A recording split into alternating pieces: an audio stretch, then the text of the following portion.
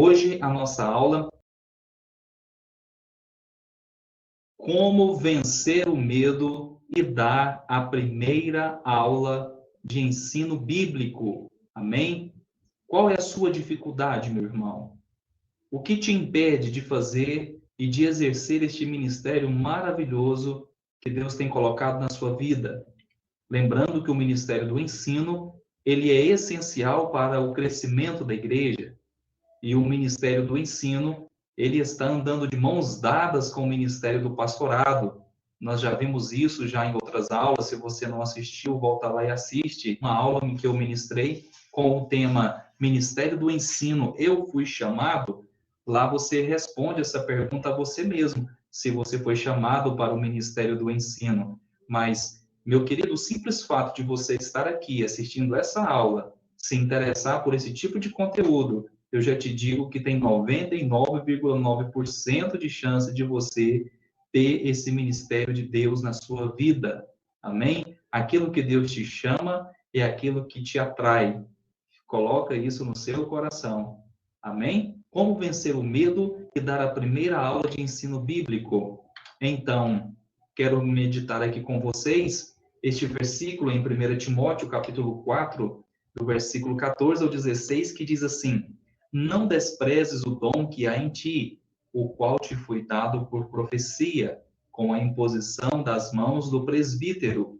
Medita estas coisas, ocupa-te nelas, para que o teu aproveitamento seja manifesto a todos.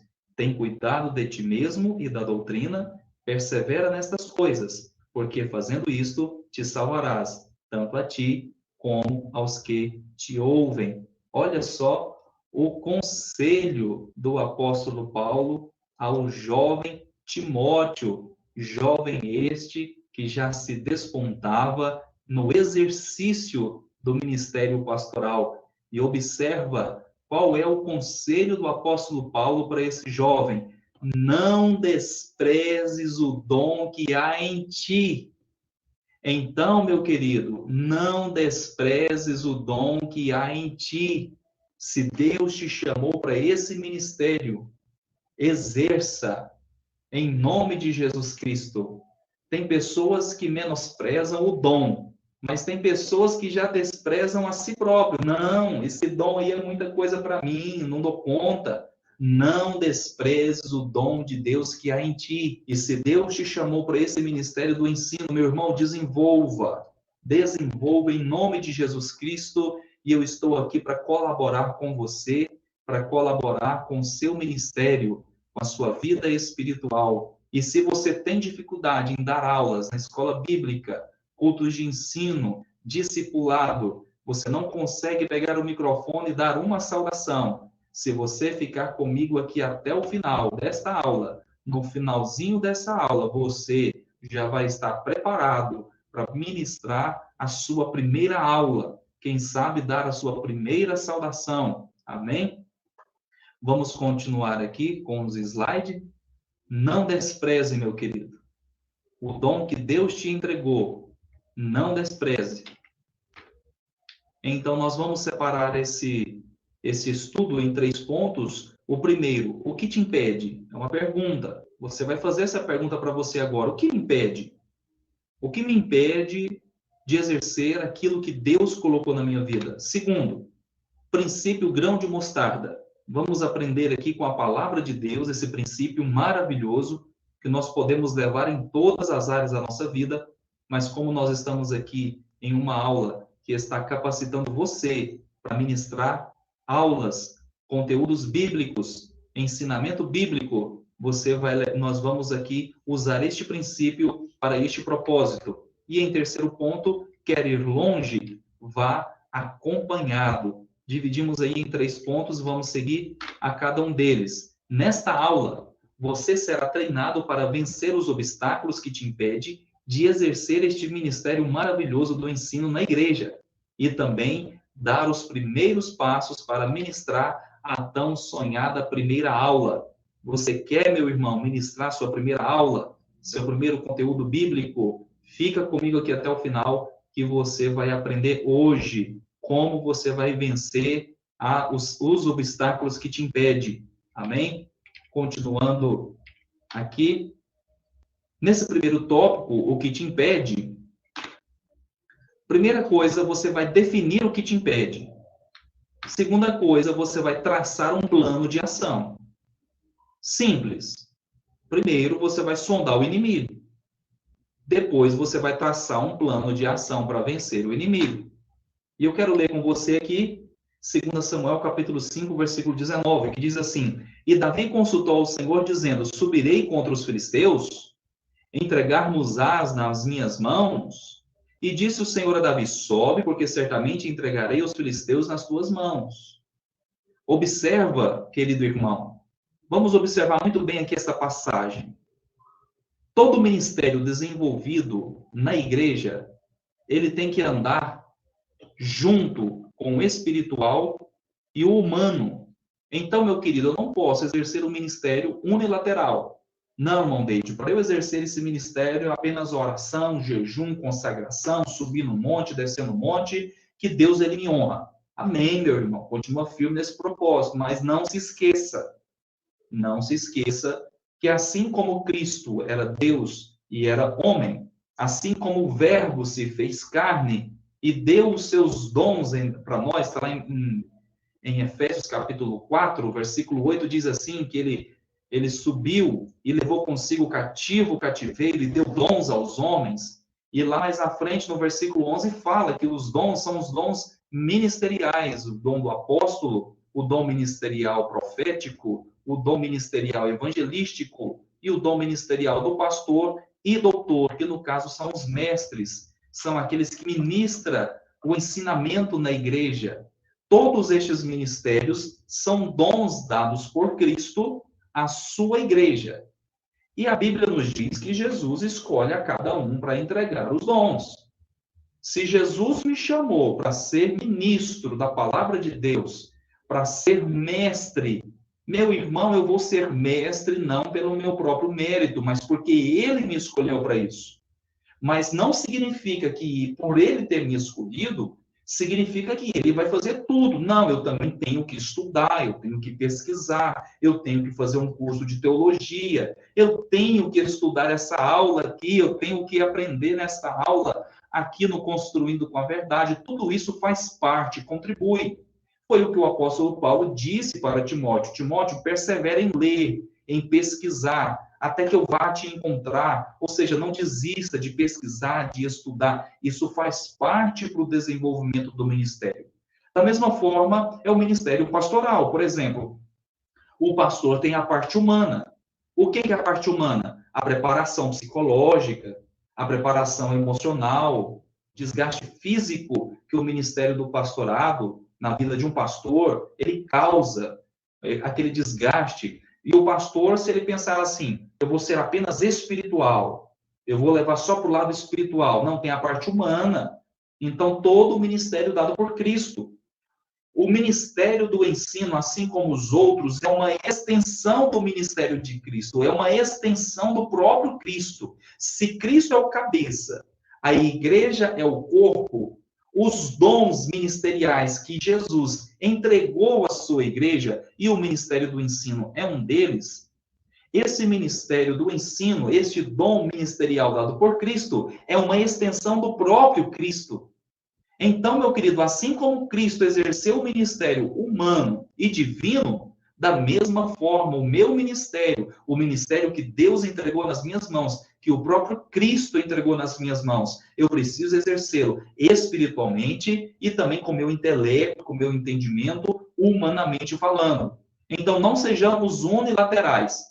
Da mesma forma, levando em consideração aqui o exemplo, vamos pegar aqui de novo desse versículo, quando Davi disse assim, Davi ele foi consultar o Senhor. Observa aqui o equilíbrio no exercício de um ministério. Aqui nós estamos falando do ministério do ensino, é o ministério de Cristo para a igreja. Davi, ele está numa outra dispensação, mas ele recebeu de Deus uma incumbência, um chamado, uma obrigação. Por que não dizer, então, um ministério, que é o mesmo significado? Então, observa. Davi recebeu de Deus a incumbência, o chamado de estar liderando o povo de Deus. E todos nós sabemos que o rei, ele era responsável pelas guerras.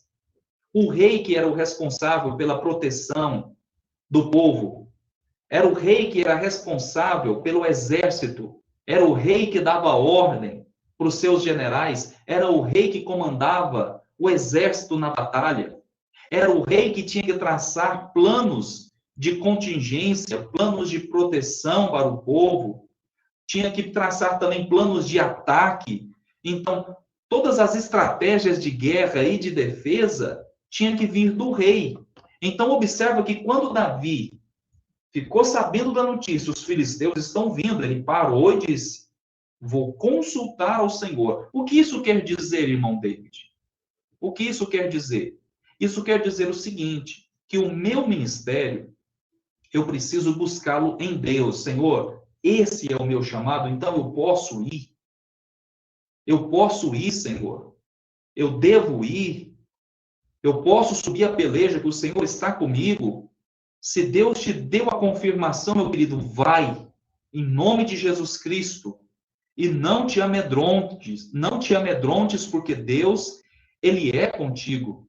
Então, Davi consultou ao Senhor e Deus disse, pode ir, Davi. E você está se perguntando se Deus te chamou para o ministério do ensino? Quem sabe essa aula aqui hoje não é uma resposta de Deus para a sua vida.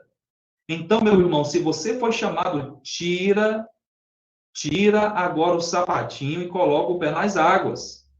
Começa a colocar o pé nas águas, começa a sentir aí o chamado de Deus na sua vida, começa a exercê-lo em nome de Jesus Cristo. Vamos falar de algumas situações, as principais situações em que pessoas que têm o chamado de Deus na igreja para o ministério do ensino são impedidas, situações que impedem essas pessoas, obstáculos. Vamos falar aqui dos maiores deles.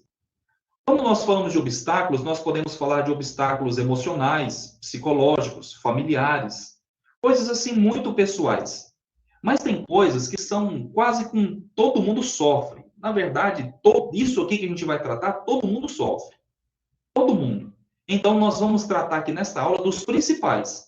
Mas a partir desse ponto de partida, nós vamos atacar aqui os principais pontos, os principais obstáculos. A partir desses, você estará capacitado para estar fazendo isso em tudo aquilo que te impede de fazer, de cumprir com esse chamado de Deus na sua vida, com esse ministério. Então, vamos falar da fobia de falar em público, o medo de falar em público. Já foi feito pesquisas dizendo o seguinte, fazendo pergunta para as pessoas: qual é o seu maior medo?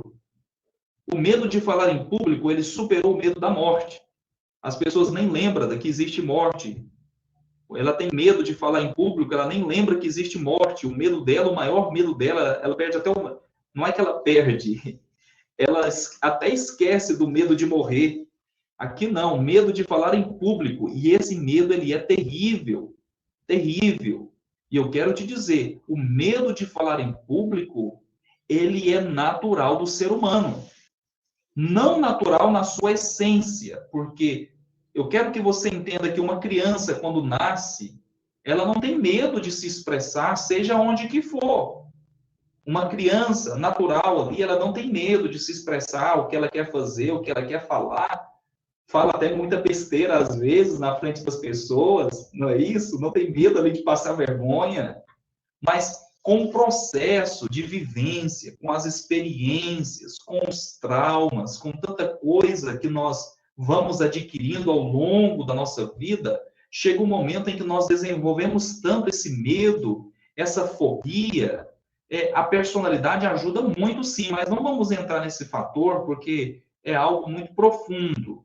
Mas falando do medo de falar em público em si, ninguém nasce com esse medo ele é adquirido.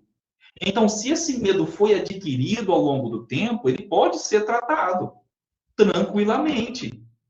Se você tem pessoas que é ao extremo, o que nós vamos tratar aqui sobre o medo de falar em público, existem níveis.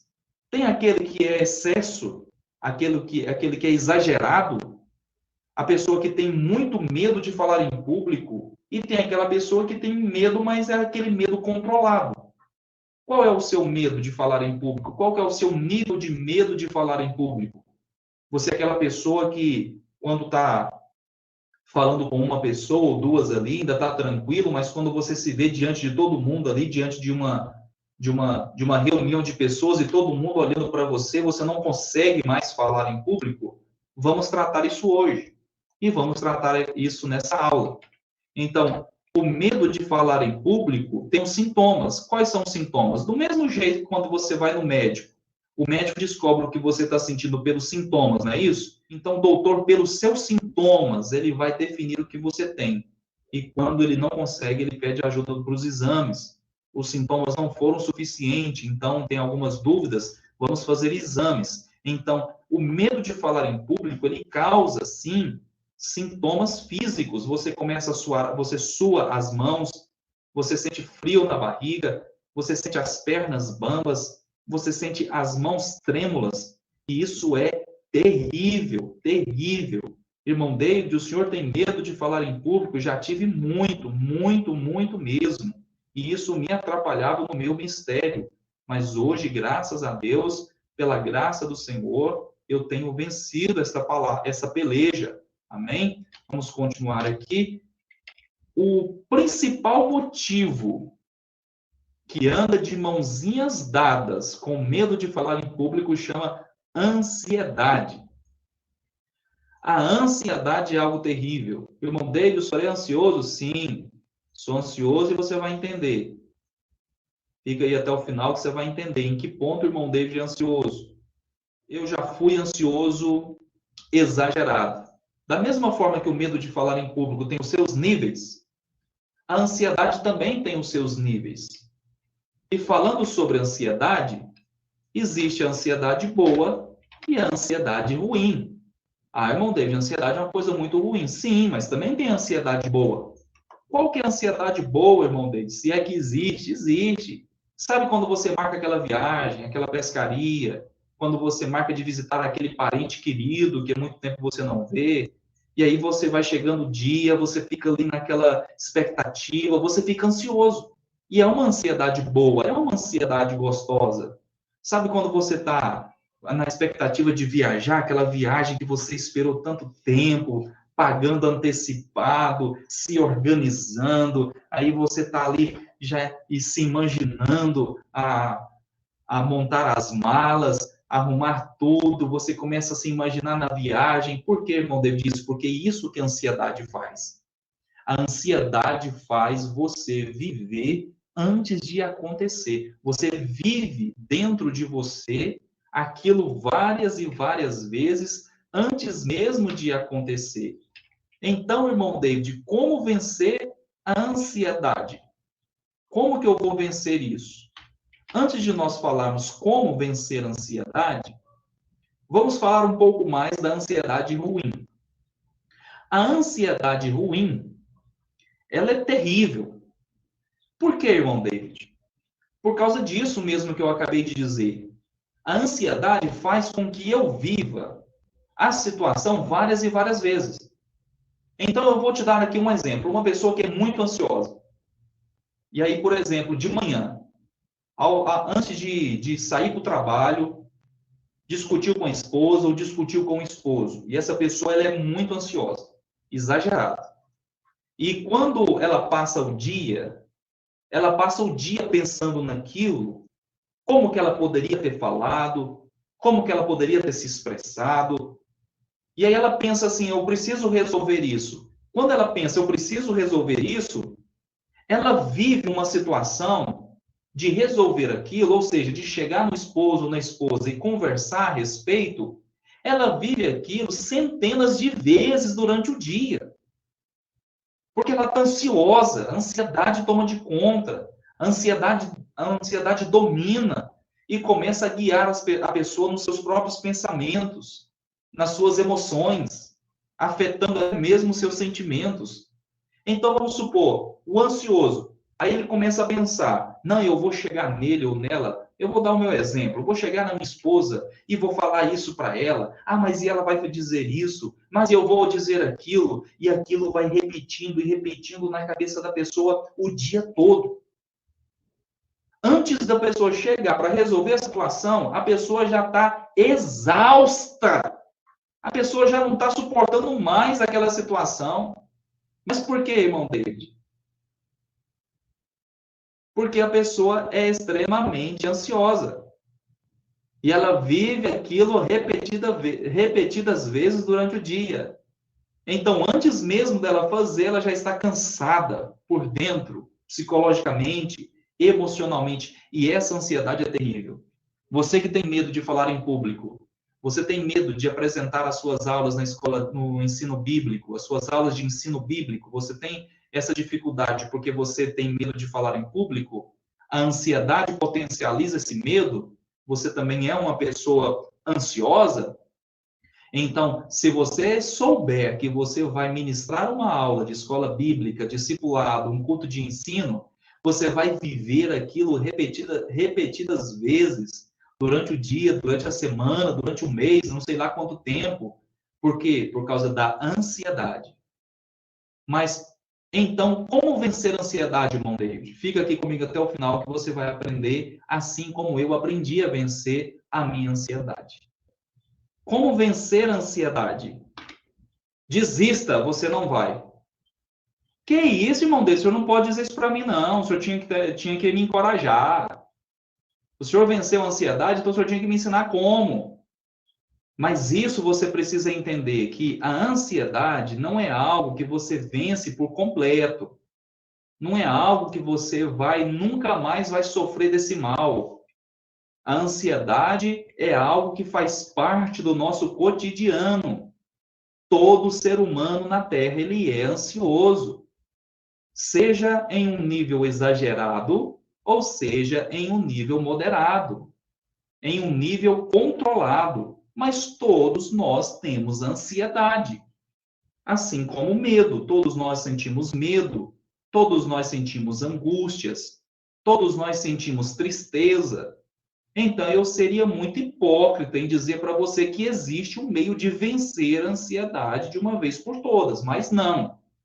Entenda que esta aula não vai ensinar você a exterminar a ansiedade, não. Esta aula vai ensinar você a controlar a sua ansiedade ao nível que você possa dominá-la, para que a ansiedade não seja tanto ansiedade como o medo de falar em público, não seja um obstáculo que te impeça de cumprir com o chamado de Deus na sua vida.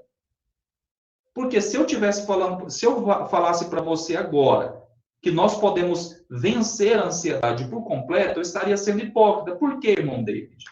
Porque todas as vezes que eu vou ministrar a palavra de Deus, que seja uma aula como essa, ou que seja em uma igreja, eu fico ansioso. Eu fico ali com frio na barriga. Isso é normal, irmãos. Isso é normal. Sentir ali as pernas bambas, sentir ali as mãos suando. Isso é normal. O que eu não posso fazer é deixar que isso me vença. Eu preciso controlar isso. E essa batalha, ela precisa ser vencida ao longo do tempo. Por exemplo, você que não consegue dar nenhuma aula, você que não consegue ministrar nem 2 minutos, você não consegue falar em público, você é muito ansioso. Nessa aula, você vai aprender a dar os seus primeiros passos para você controlar essa ansiedade. Então, nós vamos... o título da nossa lição de hoje é Como Vencer o Medo e Dar a Primeira Aula. Mas entenda, não é exterminar. Tanto o medo de falar em público quanto a ansiedade, eu não vou exterminá-la, eu vou controlá-la. Então, hoje nós... Então, lembre-se da sabedoria da água. Ela nunca discute com o obstáculo, ela simplesmente torna. Quando a água encontra um obstáculo, igual nós estamos aqui, primeira coisa que nós fizemos, que nós estamos fazendo é o quê? Definir. Reconhecer o inimigo. Qual é o meu inimigo? Se é a ansiedade, é o medo de falar em público, o que me impede? Quais são os meus obstáculos? Segundo, nós vamos traçar um plano de ação. igual Davi fez. Lembra lá do versículo que nós lemos? Davi ouviu que os filisteus vinham, ele orou e falou: Senhor, posso ir? Pode, então eu vou traçar o plano para eu poder vencer essa batalha. Não pense que porque Deus falou para Davi, ele foi de qualquer maneira. Não, ele traçou os planos, ele conversou com seus generais, ele organizou ali para a batalha. E você observando esse provérbio com a sabedoria da água, você vai compreender isso. Irmão David, já que eu não posso vencer a ansiedade por completo, então eu preciso contorná-la. Eu preciso ir com medo mesmo. Eu não posso deixar o medo me dominar. Então, observa, a água está ali no seu curso. De repente, ela encontra uma barragem. Observa, ela encontra uma barragem. Mas, aos poucos, ela vai subindo, subindo, subindo, até o ponto que ela consegue transpor aquela barragem e continua o seu curso. Mas, mesmo que ela tenha conseguido vencer aquela barragem, aquele obstáculo e continuar o seu curso, o obstáculo está lá. Mas ele não impede o curso da água. Da mesma forma vai ser eu na minha vida, no meu ministério. Se eu tenho medo de falar em público, se eu tenho ansiedade, eu preciso subir esse nível como a água, superar esse obstáculo, essa barreira e continuar no meu curso. Não deixar que isso impeça o meu ministério, o meu chamado. Então, a ansiedade não se vence. A ansiedade, assim como o medo também de falar em público, né, ele se administra. Então, essa pergunta, como vencer a ansiedade? Impossível. A pergunta é, como administrar a ansiedade? Então, eu preciso administrar. Quem já ouviu aqui falar sobre administração em crise? Quando nós falamos de administração em crise, nós falamos aí de um comércio, de uma empresa que está passando por dificuldade, passando por problemas financeiros, e ali existe administração em crise para que essa empresa subsista e supere essa dificuldade. Da mesma forma, somos nós com os nossos sentimentos, as nossas emoções. Vamos administrar aquilo que nós estamos em crise e vamos superar essa batalha, vamos superar esses obstáculos e vencer essa batalha. Amém? Então, como administrar a ansiedade? Então, eu vou te ensinar agora um passo a passo. Amém? Glória a Deus. Primeira coisa, irmão David. Qual que é a primeira coisa que eu tenho que fazer? Primeiro, você tem que aceitar que você é ansioso. E para isso eu quero meditar com você aqui num versículo bíblico. Olha só o que esse homem disse para Jesus. E logo o pai do menino, clamando com lágrimas, disse: Eu creio, Senhor, ajuda a minha incredulidade. Olha o tanto que esse homem foi sincero diante de Jesus. Jesus perguntou para ele: Você crê no milagre? E ele disse: Senhor, eu creio, mas me ajuda na minha incredulidade. Então eu preciso reconhecer a minha fraqueza. Eu preciso reconhecer. Quando Pedro disse assim para os jovens: lança toda a ansiedade sobre Jesus Cristo. Pedro disse isso para os jovens, não é? Em sua primeira carta. Quando ele disse assim: lançai sobre ele toda a vossa ansiedade, porque ele tem cuidado de vós. Mas para eu lançar sobre Jesus a minha ansiedade, primeiro eu tenho que saber que eu estou ansioso, que eu sou ansioso. Como que Jesus vai tratar algo em mim? Como que você vai em um médico se você não se sente doente? Se você não se sente doente, você nem vai lembrar que o médico existe. Se você não sabe que está doente, você não vai procurar a cura. Então, primeiro eu tenho que reconhecer, eu sou ansioso, eu sofro de ansiedade. Então, Senhor, olha só, me ajuda na minha incredulidade. Só que aqui nós vamos mudar, nós vamos dizer assim: Senhor, me ajuda no meu medo de falar em público, na minha ansiedade. Quando você diz isso, você está reconhecendo, você está o quê? Aceitando. Aqui, ó, você está aceitando que você é ansioso. E esse aceitar não é aquele sentido de se entregar, não, viu? É aceitar no sentido de reconhecimento. Eu vou reconhecer, eu reconheço que eu sou ansioso, que eu sou ansiosa e eu preciso vencer Eu preciso vencer isso, eu preciso administrar isso. Não dá para continuar assim. Está impedindo o meu ministério. Eu preciso vencer. Estudos dizem que quando uma pessoa reconhece a sua ansiedade, aquela ansiedade, ela é como um grande caldeirão com uma água fervendo. E aquela água vai fervendo e o vapor vai subindo, subindo, subindo até a atmosfera. Quando você diz assim, não, poxa, eu sou ansioso, eu preciso me tratar, eu preciso controlar isso, eu preciso administrar isso, você coloca como se fosse uma tampa. Então ali o vapor não sobe, aquele mal não continua subindo. Ele encontra um limite. E quando você reconhece a ansiedade, naturalmente aquela ansiedade para, ela encontra um limite, ela encontra um teto. Dali ela não passa. Então esse é o primeiro passo, esse é o primeiro ponto.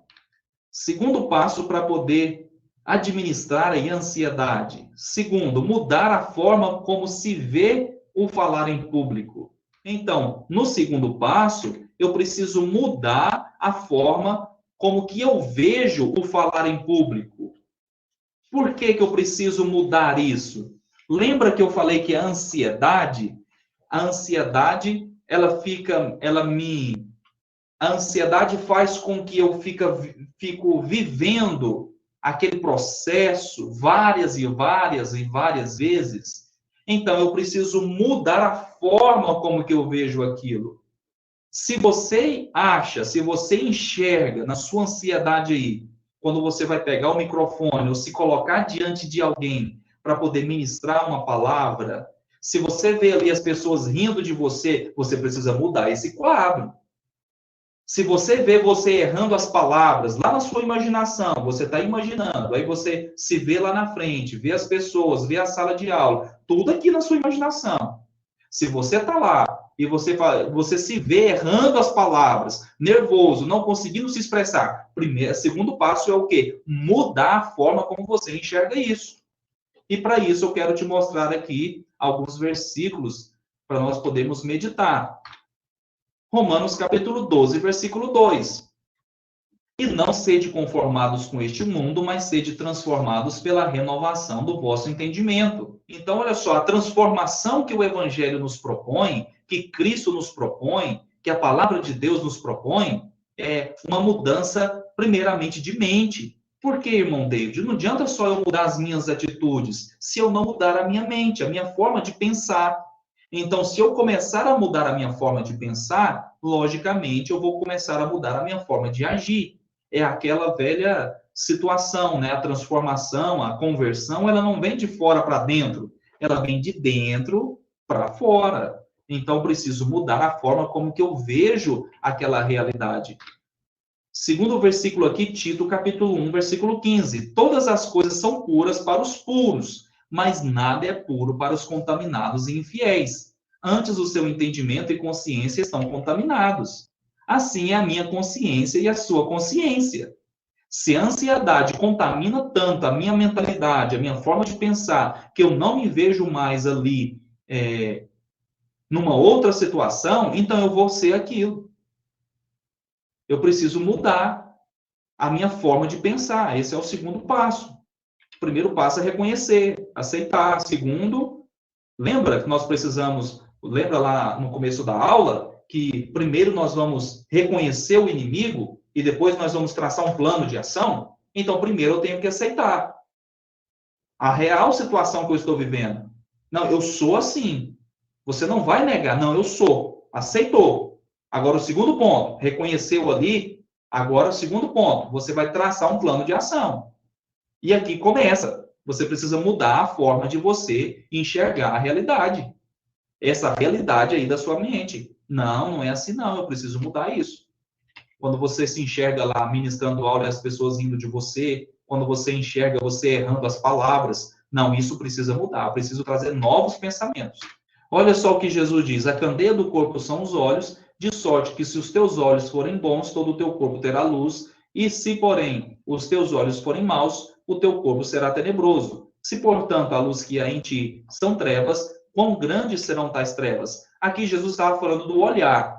no sentido de mesquinhagem. Esse era o sentido ali, do contexto do capítulo, né? Jesus estava falando ali sobre servir a Deus com fidelidade com as finanças, com as riquezas, colocar o nosso tesouro nos céus e não na terra.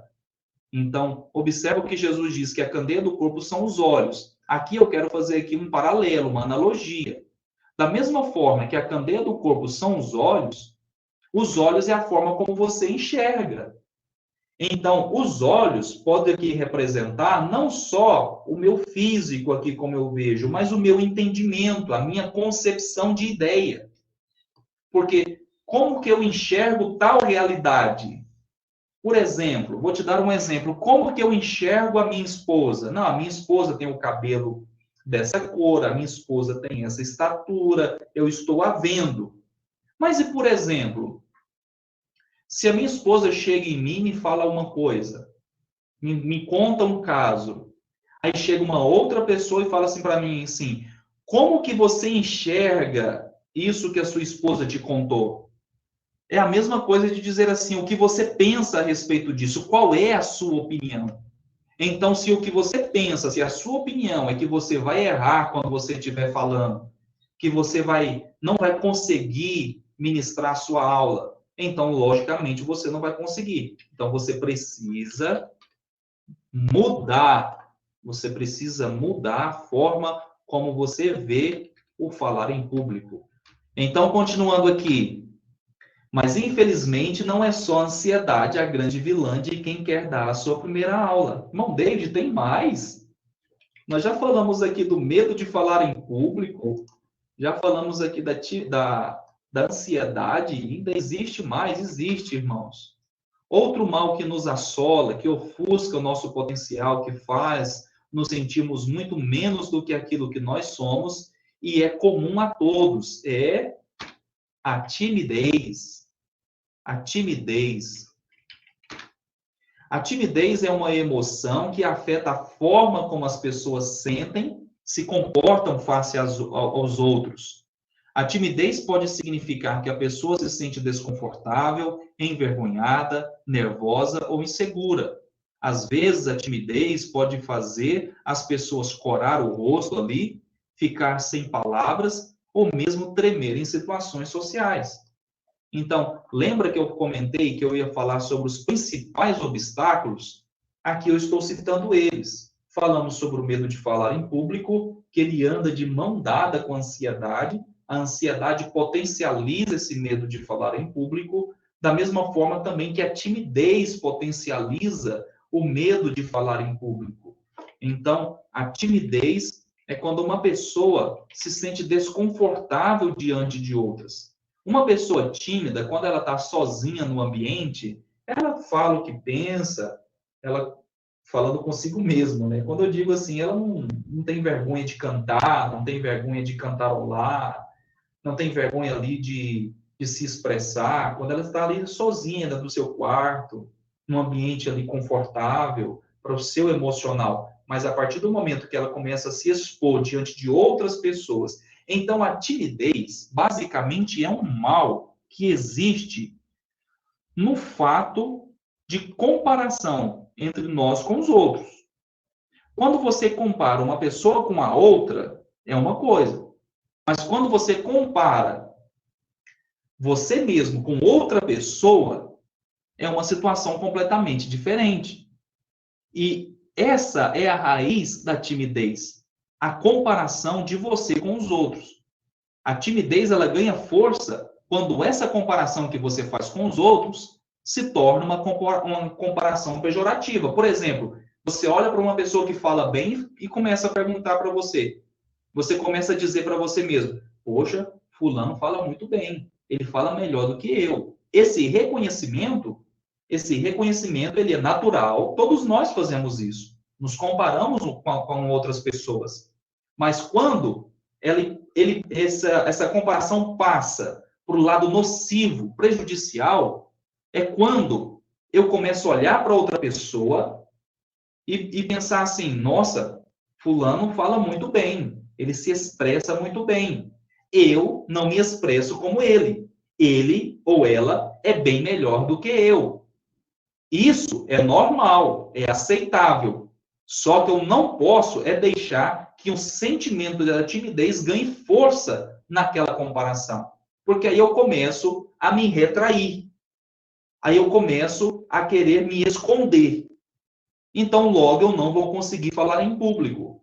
Então, por exemplo, se eu vejo um grande mestre, um grande professor de escola bíblica ministrando uma aula, vamos supor que ele ministra apenas um tópico da aula, e o outro tópico sou eu que vou ministrar. Quando eu vejo ele falando lá, eu consigo reconhecer que ele é muito melhor do que eu.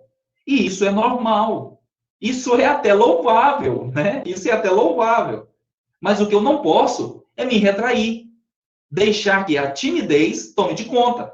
Porque lembra, assim como a ansiedade, o medo de falar em público, a timidez também é algo que precisa ser controlado. Eu não posso, de maneira alguma, pensar que eu vou vencer a timidez de uma vez por todas. Não. Em algum momento, eu vou me sentir tímido diante de alguma situação, diante de alguém, de algumas pessoas. Você já prestou atenção que ninguém sente timidez sozinho, a não ser que ele comece a pensar, né? Aí logo o rosto cora, mas por quê? Por causa da ansiedade, ele viveu aquilo na sua mente.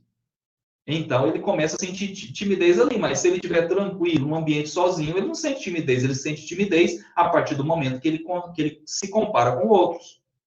Então, eu não posso, de maneira alguma, deixar de ministrar aquele tópico que me foi concedido ministrar, simplesmente porque o fulano lá é melhor do que eu. Glória a Deus que ele é melhor do que eu, que ele sirva como exemplo, que ele sirva como inspiração. Mas nunca, nunca que eu deixe a timidez tomar de conta e me impeça de exercer o meu chamado, o meu ministério. Olha só o que diz Apocalipse 21:8. Mas quanto aos tímidos e aos incrédulos e aos abomináveis e aos homicidas e aos que se prostituem, e aos feiticeiros e aos idólatras e a todos os mentirosos, a sua parte será no lago que arde com fogo e enxofre, o que é a segunda morte. Credo, irmão David, o senhor está querendo resolver a minha timidez na ameaça? Não, meu querido. Eu trouxe esse versículo aqui, vou colocar aqui de novo, para a nossa meditação. Por quê? Porque eu já vi muitas pessoas serem condenadas por outras na igreja por causa da timidez. Olha, os tímidos não herdarão o reino dos céus. Os tímidos serão lançados no lago de fogo que arde com fogo, o lago que arde com fogo e enxofre. Mas, meu querido, eu quero que você entenda que esta timidez aqui, que está dizendo em Apocalipse, para eu te explicar isso aqui, eu levaria algum tempo. Então, eu não vou entrar no mérito de interpretação bíblica. Eu vou pedir apenas que você confie em mim, tá bom? Se você quiser, depois você pode pesquisar. Essa timidez aqui, citada em Apocalipse 21, verso 8, eu citei esse versículo, não foi para te trazer uma condenação, uma culpa, querer que você se transforme diante de uma ameaça. Não. Isso aqui é para poder aliviar o seu coração, que essa timidez que está dizendo aqui em Apocalipse 21, 8, não é a timidez que todos nós sentimos quando nós nos comparamos com outras pessoas. É a timidez de negar aquilo que Jesus nos entregou no sentido de salvação. Aquelas pessoas que não aceitam a salvação. Então, essa timidez aqui não é essa timidez que nós estamos tratando, viu, irmãos? E irmãs, essa timidez aqui é uma timidez de negar, de não cumprir com aquilo que Jesus propôs em relação à salvação. Tá bom? Mas se você é uma pessoa que creu em Jesus Cristo, está buscando a salvação no Senhor, está buscando se santificar diante dele, mas você ainda é tímido, tranquiliza o seu coração, você não vai ser lançado no lago de fogo por causa disso, viu? Em nome de Jesus. E você está num processo em que você vai vencer essa timidez, você vai controlar essa timidez, você vai vencer essa situação e você vai, sim, falar em público e ministrar aulas, e aulas extraordinárias. Amém? Então, como vencer a timidez? Novamente, desista, você não vai no sentido de plenitude. Sempre vai ter um pouquinho de timidez ali para nós estarmos o quê? Controlando. Então, timidez não se vence, se administra. Então, a pergunta não é como vencer a timidez. É impossível vencer ela por completo. A pergunta é como administrar a timidez. E aqui eu vou te dar o passo a passo para você administrar a timidez. Primeiro, acredite que foi você que organizou a reunião. Então, quando você for para uma reunião que você precisar falar em público, quando você precisar ministrar diante das pessoas, começa a pensar, não, fui eu que marquei essa reunião. Eu sou o anfitrião. Eu sou o dono da festa. Fui eu que organizei. Fui eu que mandei os convites. Essa festa aqui é minha. Essa reunião aqui sou eu que comando. E isso aqui, irmãos, não é no sentido de altivez, não, tá bom? É no sentido mesmo puro da palavra. Se coloca lá, não, é eu que comando isso aqui. Segundo passo, você precisa compreender que ninguém é melhor do que ninguém. Vamos colocar aqui o juiz, vamos colocar o médico. O médico ele é importantíssimo, muito importante para a nossa sociedade. Imagina nós hoje sem a medicina. Imagina nós hoje sem os médicos. Seria algo terrível. Mas vamos pensar aqui, vamos fazer uma comparação entre um médico e por exemplo, um gari. Uma pessoa que recolhe o lixo nas ruas, que trabalha para a prefeitura. Aos olhos de muitas pessoas, e aos olhos até mesmo do gari, por causa da timidez, ele pode olhar ali para o médico e se sentir menosprezado. Poxa, o médico é muito melhor do que eu. Não, irmãos. O médico, ele pode ser mais essencial por causa do seu conhecimento. Então, o que separa os dois não é a importância, porque todos os dois é importante. Imagina você aqui, sem o médico e sem o gari. Sem o médico seria uma catástrofe. Mas e sem o gari? Sem o gari, sem o sistema de coleta de lixos aqui na nossa rua, como que seria a sua rua?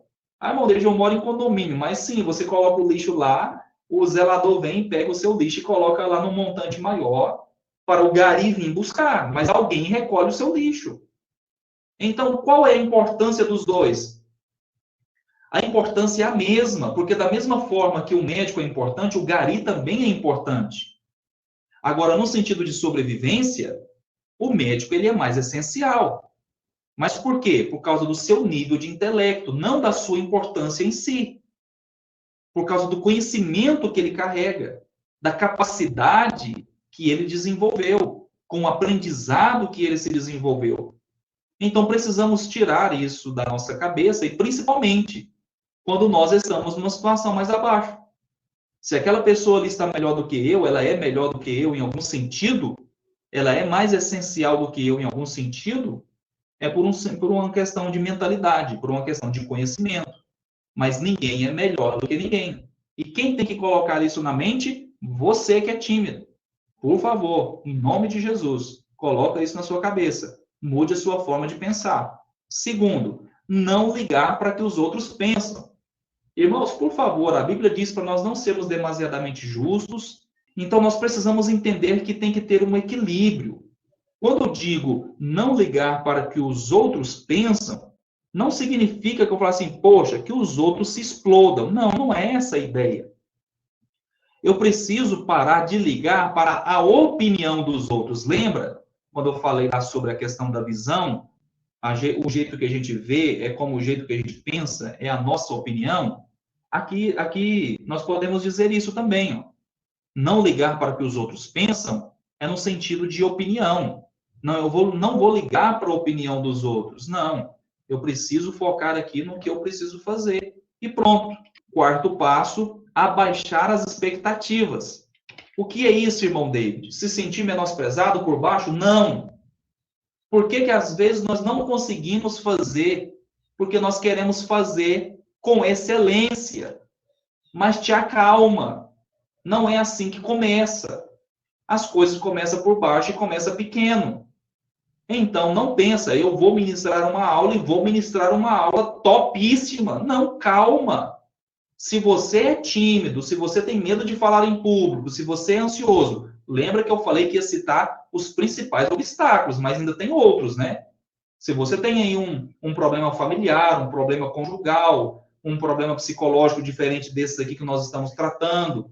Então, entenda. Primeiro você tem que vencer isso. Primeiro você tem que tratar isso. Aí você pega um teólogo muito bem conceituado, com muito conhecimento, com bastante experiência em sala de aula, e ele ministra aquela aula, você fica encantado. Você que é aluno que está lá assistindo. E o pregador, o professor, vai sair de lá com sentimento de missão cumprida. Aí você pega o outro professor, que ele vai lá, mesmo gaguejando, ele pega, ele fala, ele ministra algo ali, por 5 minutos só, não passa disso. E aí quem está assistindo vai falar assim, poxa, esse fulano aí não sabe nem dar aula. Mas você não sabe o que ele teve que vencer para estar ali. Então você, meu amigo, que é tímido, você que tem medo de falar em público, você que é ansioso, não preocupa por agora em fazer algo top. Não, uma aula extraordinária. Não, você precisa primeiro, você vai abaixar a sua expectativa. Por enquanto, você vai abaixar a sua expectativa para você ministrar uma aula, pelo menos uma. A qualidade dela a gente vai trabalhando aos poucos. Mas primeiro você tem que vencer esse gigante, essa peleja aí. Vamos aqui para o 5º passo. Poder de visualização. Esse poder de visualização, eu vou juntar com o passo de número 6, que é o padrão de pensamentos. Lembra quando nós tratamos aqui sobre a ansiedade? O ansioso, ele pensa, ele visualiza aquilo. O nosso cérebro, ele é programado definir padrões. Ele é programado para isso. E eu quero te dar um exemplo. Quando você, por exemplo, vai comprar um veículo, você vai comprar um carro, você compra um carro, ou você está olhando um carro para comprar, de repente você só vai ver aquele carro na rua. Parece que a metade da cidade só anda com aquele carro, mas não é. Aqueles carros sempre estiveram ali. É você que não os enxergava. Ou enxergava, mas para você não fazia diferença. Por quê? Porque você não tinha definido aqui, o seu cérebro não tinha definido um padrão.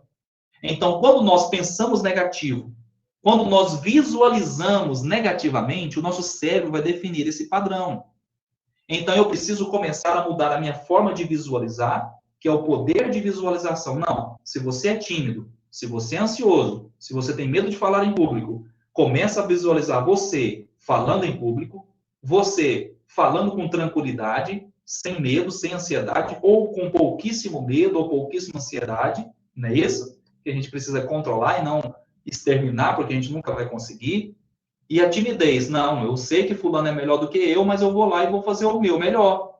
Essa é a realidade que eu vou enxergar a partir de hoje, eu vou padronizar essa mentalidade e eu vou visualizar isso. O seu cérebro, ele vai definir esse padrão e aos poucos você já vai estar vencendo esta peleja aí da timidez. Sondamos o inimigo. Até o passo 6 aqui, ó. Então, aqui, o que me impede, primeiro, eu vou definir o que me impede. Segundo, eu vou traçar um plano. Então, até esse exato momento desta aula, eu estava apenas reconhecendo o que me impede. Tratando aqui dos pontos principais. Agora, eu vou começar a traçar um plano de ataque. Eu preciso resolver a situação. Então, o que você vai fazer? Você vai estabelecer metas com premiação. Como que é isso? Eu vou te explicar. Corte algo que você goste. Por exemplo, irmão David, eu amo Coca-Cola. Então, coloca aí na sua cabeça. Eu só vou tomar Coca-Cola depois que eu vencer essa timidez. Depois que eu vencer esse medo de falar em público. Depois que eu vencer a minha ansiedade. Eu só vou beber Coca-Cola depois disso. Vai ser um autoestímulo que você vai estar fazendo. Um estímulo a você mesmo. Então, como vencer o medo e dar a primeira aula? Você vai fazer isso. Mas lembre-se, tem que ser algo que prejudique ou que diz respeito somente a você. Porque, por exemplo, você que é um pai de família e ama passear com a sua esposa, com seus filhos, que você ama ficar ali com a sua esposa. Ah, eu vou me privar disso para eu vencer a ansiedade. Não, aí você vai estar fazendo mal pior do que a própria ansiedade em si. Então, não faça isso. Que seja algo que diz respeito somente a você. Não, eu gosto muito de comer isso, eu gosto muito de praticar isso, eu gosto muito de jogar videogame, gosto muito de assistir televisão, então eu vou cortar esse hábito até eu vencer a ansiedade, vencer o medo e dar a minha primeira aula. Continuando, se autopresentear. O que é isso, irmão David? Lembra? Estabeleça metas com premiação? Então você vai estabelecer a sua meta. Se você for muito ousado, você vai dizer, não, eu só vou voltar a comer aquilo que eu fiz o propósito de deixar de comer, eu só vou voltar a jogar aquele videogame, eu só vou assistir aquele filme que eu gosto, somente depois que eu der a minha primeira aula. Aí você vai estar pegando um pacote de todos os medos que você tem, de todos os obstáculos, e você vai vencer todos aqueles medos. Mas se você acha que não consegue, se você acha que é muito, então começa. Não, primeiro eu vou vencer o meu medo de timidez. Primeiro eu vou vencer a timidez. Depois eu vou vencer a ansiedade. E você vai trabalhando ponto a ponto. Mas se você vai começar com um passo muito grande ou muito pequeno, não importa, mas faça. Então, primeiro, essa é uma das opções. Você pode cortar o que você goste, ou você pode se autopresentear. Ou você pode fazer os dois. Você pode cortar o que você goste, e quando você vencer aquilo, a sua premiação é: eu vou me presentear. Além de eu voltar àquela prática, ou comer aquilo que eu goste, ou beber aquilo que eu goste, eu vou me presentear. Você, varão aí, eu preciso de um terno, eu só vou comprar o meu terno depois que eu vencer. Esse terno vai ser o meu prêmio. Depois que eu vencer essa peleja aqui, vencer esse medo, vencer essa angústia, essa depressão, vencer esse problema aí que eu estou vivendo que está impedindo eu de exercer o meu ministério. Então, você vai se auto-presentear. Defina aí o presente que você vai se dar e estabeleça ele. Pronto, você só vai ganhar, vai fazer igual com o menino, você só vai ganhar depois que fizer a tarefa, depois que vencer. Amém? Então, nós falamos aqui sobre o que te impede. Vamos falar agora sobre o princípio do grão de mostarda. O princípio do grão de mostarda, a passagem bíblica que nós vamos analisar aqui é Lucas capítulo 13, 18 e 19, que diz assim: e dizia: aqui é semelhante o reino de Deus, e aqui o compararei. É semelhante ao grão de mostarda que um homem tomando lançou na sua horta, e cresceu e fez-se grande árvore, e em seus ramos se aninharam as aves do céu. Olha que coisa linda. Olha o tamanzinho do grão de mostarda. Olha ele aí entre os dedos de uma pessoa, o tanto que ele é pequeno. Mas depois que ele é plantado, que ele germina e cresce, olha o tamanho da árvore que ele vira. Então, meu querido, não pense você que você vai fazer muito bom de primeira. Então, você precisa dar o primeiro passo. Você precisa tomar a sua primeira decisão. Amém? E falando sobre ministrar aulas, a primeira coisa que você vai fazer é criar o seu esboço. Esse vai ser o seu primeiro passo. Tarefa para casa aqui agora. Você vai criar o seu esboço. Como, irmão, desde que eu crio esboço? Não importa. Para eu te ensinar como que cria esboço, seria uma outra aula. Então, num outro momento, a gente ministra isso. Mas, por enquanto, você vai pegar o que você entende por criar um esboço e vai criar o seu primeiro. Que forma que você vai fazer? Qual que é a linha que você vai traçar ali de compreensão? Não importa, faça. Para criar o seu primeiro esboço, você vai definir um tema, com uma palavra só. Apenas uma palavra. E eu vou dar exemplos para você. Você vai falar sobre amor, sobre fé, sobre misericórdia, sobre piedade. Escolhe uma palavra só. E você vai criar um esboço. Eu vou dar um exemplo para você. Qualquer uma dessas palavras aqui que eu citei, qualquer uma delas, você pode definir uma aula a respeito delas. Por exemplo, quando nós falamos sobre o amor, primeiro, entenda o que é o amor. Quando você joga no dicionário o que é o amor, principalmente quando você joga no dicionário etimológico, aí você vai lá no grego, o amor ele é dividido em três: o amor ágape, o amor eros, o amor philos, e o que significa o amor. Aí você traz uma compreensão real daquela palavra. Aí depois você vem e diz o que é o amor. Aí você vem trazendo comparações. Aí você compara o amor de um com o outro. Aí você vai lá em 1 Coríntios capítulo 13, que fala sobre a respeito do amor, que o amor tudo sofre, tudo espera, tudo crê, tudo suporta. Aí você vai falar do amor maior, que é o amor de Deus para com a humanidade, para com seus filhos, o amor do pai para com seus filhos, o amor de Cristo para com a igreja. Aí, meu irmão, você já definiu um esboço, um tema, com um esboço para uma aula de 10 ou 15 minutos. Mas primeiro você tem que falar. Ah, irmão David, mas na minha igreja já tem tanta gente que fala sobre amor e falam tão bem. Mas não é você. É você que tem que falar. Irmão, eu quero que você entenda. A forma que você vai falar, somente você vai falar. Eu jamais vou conseguir falar igual você.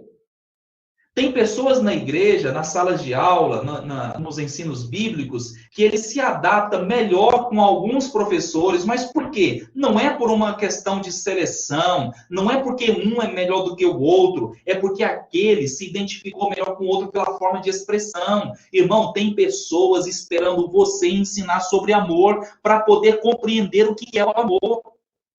Então, não se intimide, não pense, mas muita gente fala, não, mas é você que tem que falar da maneira que você vai falar, e isso tem que ser algo seu.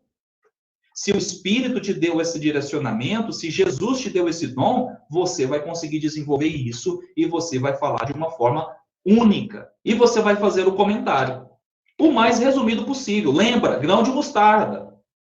Aqui você pode falar pouco. Não precisa colocar muita coisa, não. Resumido, é a sua primeira aula. Grãozinho de mostarda. Então, você vai ministrar a sua primeira aula. Esse é o segundo ponto. Você preparou a sua aula, você vai ministrar a sua aula. Aí você trava. Nessa hora você trava, né? Não, você vai ministrar a sua primeira aula. Sim? Irmão David, mas o tema é uma palavra só e é muito resumido, mas você vai ministrar essa aula. Como, irmão David? Gravando um áudio, gravando um vídeo, ou de frente para o espelho, não importa, você vai. Pega o seu filho, fala, senta aqui, você vai escutar essa aula. Pega a sua esposa, irmão David, eu fico com vergonha também, não tem problema, então vai de frente para o espelho. Mas tira essa aula do peito, tira essa aula da mente, grava um vídeo, grava um áudio. Eu vou focar nesses dois aqui, ó, grava um áudio ou grava um vídeo. Por que eu vou focar nele? Você vai entender agora, ó. 5 minutos, esse é o mínimo, mas também pode ser o máximo. Não precisa passar disso. 5 minutos, você vai fazer um tema, vai escrever sobre esse tema, que é o seu comentário, que dê uma gravação de áudio ou de vídeo durante 5 minutos. E aqui eu vou fazer com você um desafio. Você gosta de desafio? Eu vou te desafiar agora. Você vai postar esse vídeo ou esse áudio nas redes sociais. Para tudo, irmão David, chega. Não, você vai vencer e você vai ministrar a sua primeira aula, nem que seja de 5 minutos. 5, né? Não 10. 5 minutos. E você vai postar nas redes sociais. Posta aí no seu store do WhatsApp, manda para os grupos, posta nas suas redes sociais, no Facebook, no Instagram, não importa, posta. Porque, primeiro, você tem que colocar para fora, você tem que pegar confiança consigo mesmo. Então, você vai fazer isso. Porque isso vai ser muito melhor do que você falar diante das pessoas. Lembra, grãozinho de mostarda e um passo depois do outro. Então, você falou sobre isso, você fez ali o seu esboço. Vamos voltar aqui, ó. Você aqui, ó. Você criou o seu primeiro esboço com um tema, uma palavra só. Você colocou o comentário, escreveu tudinho, preparou a sua aula. Aí você vai ministrar essa aula, gravando um áudio ou gravando um vídeo e lançar o desafio aí, ó. Você vai postar nas suas redes sociais. E você vai fazer isso uma vez por semana. Você vai pegar gosto nisso. Logo, logo, você vai estar ministrando aulas aí de 1 hora, 1 hora e meia, 2 horas, e não vai ver o tempo passar. Amém? Então, como vencer o medo e dar a primeira aula, nós falamos aqui o que te impede, né? Nós definimos aí, sondamos e definimos quem é o nosso inimigo. Nós traçamos uma meta, não é isso? Para poder vencer, traçamos um plano. E segundo, nós entendemos o que é o princípio do grão de mostarda, para poder ministrar a nossa primeira aula. E agora, o terceiro ponto, que é, quer ir longe, vá acompanhado. Você quer ir rápido, vá sozinho. Se quer ir longe, vá acompanhado. Olha só, este sábio provérbio africano, que faz alusão à forma que os gansos se organizam durante suas migrações. Os gansos dão uma aula de trabalho em equipe, pois há muito tempo já perceberam que sozinhos são mais fracos e não conseguem chegar tão longe como chegam quando estão em grupo. Quando estão voando, formam um V no céu, que faz o trabalho do bater de asas ser mais fácil e a resistência do vento ser mais fraca. Olha que coisa linda! Quando o cansaço do líder é muito grande, logo se revezam para que todos fiquem bem. Ao perceberem que alguns membros do bando estão desanimados, todos os demais começam a grasnar como forma de incentivo, ainda quando um membro do bando está ferido e precisa se separar do grupo. Nunca é deixado só, sempre terá a companhia de mais um ou dois outros gansos que o protegerão até que se sinta melhor. Então, meu irmão, você quer ir rápido? Tchau, vá sozinho. Mas você quer ir longe? Vá acompanhado. Assim como os gansos que nos dão uma grande lição de vida. Então, meu irmão, você quer ir longe? Vá acompanhado. Você quer ser um excelente professor de escola bíblica? Você quer ministrar aulas inesquecíveis? Você quer ser o melhor professor de escola bíblica que os seus alunos podem ter? Então, vá acompanhado. Eu gostaria muito que em todas as igrejas tivesse um núcleo de preparação para professores, um núcleo de preparação de mestres para exercer o ministério do ensino. Mas, infelizmente, não é assim que funciona. Por isso que Deus colocou no meu coração o construindo com a verdade. Então, meu querido, se junte a esta família construindo com a verdade. O ministério Construindo com a Verdade, ele foi feito, foi projetado no coração de Deus e foi dado por Deus a minha pessoa para ajudar você. Então você, meu querido, pode nos acompanhar aí nas redes sociais para irmos juntos. Lembra, junto é melhor, acompanhado é melhor. Deixe aqui as suas dúvidas, seus comentários. O irmão David é o seu servo. E o Ministério Construindo com a Verdade é o seu lugar de apoio. É aonde nós vamos nos unir. Cada um na sua igreja, cada um exercendo o seu ministério, mas nós teremos um ponto de apoio. Nós teremos o nosso QG, como soldados que trabalham na área do Ministério do Ensino, nesse ministério maravilhoso dado por Cristo. E o nosso QG pode ser esse, o Ministério Construindo com a Verdade. Eu espero que esta aula seja uma ferramenta poderosa nas mãos de Deus na sua vida. E eu espero que você consiga vencer qualquer obstáculo que seja, que esteja te impedindo de exercer. Eu espero que você seja o melhor professor de ensino bíblico que os seus alunos possam ter. Esse é o desejo do meu coração. E é para isso que o Ministério Construindo com a Verdade está aqui. Que Deus te abençoe. Um beijo no seu coração. Louvado seja Deus. Que Deus abençoe em nome de Jesus. Fiquem na paz do Senhor.